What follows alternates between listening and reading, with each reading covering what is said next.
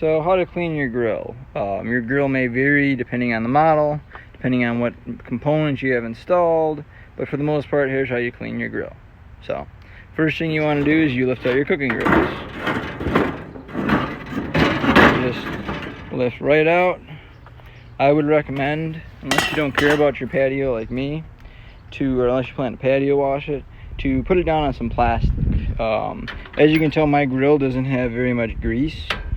The hotter you run the grill, the less grease there's going to be, the more ashes, so the less cleanup and the less issue for parts, because that grease, as it sits in there, will eat at them. So there's a knob right here you just unscrew, turn to the left. Obviously it's not on, I just unscrewed it. See, righty tighty, that's how you put it on. Lefty tighty, or lefty loosey is how you take it off. So how you take out your shelves is you need to have your warming rack out. So you pull out those two pins. Obviously it'd be easier if I had both hands, but once those two things are out on the bottom, you can just lift it out from the top.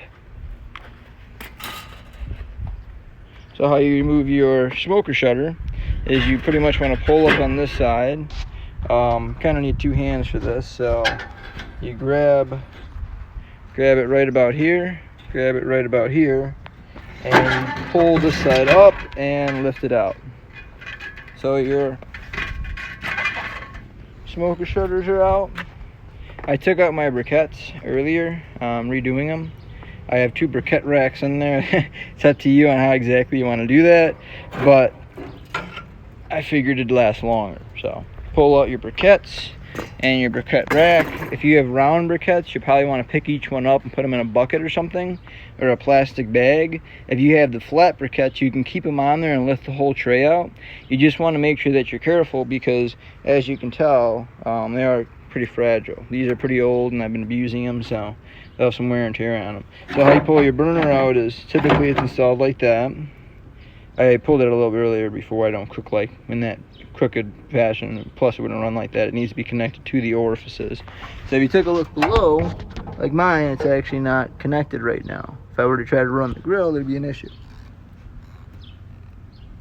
So, but anyway, when it's connected properly, you're supposed to just lift it out, and you have your burner out. Obviously you want to inspect it, inspect your orifices, just inspect all of it, make sure there's no major corrosion and that your burner isn't damaged. You know, inspect each and every part.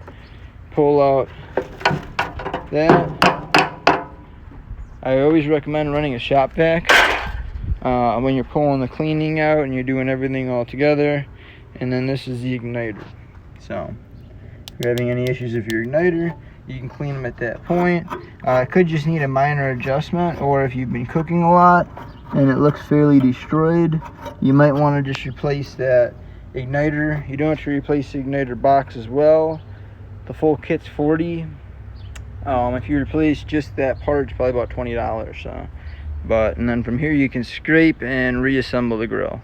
Pretty straightforward.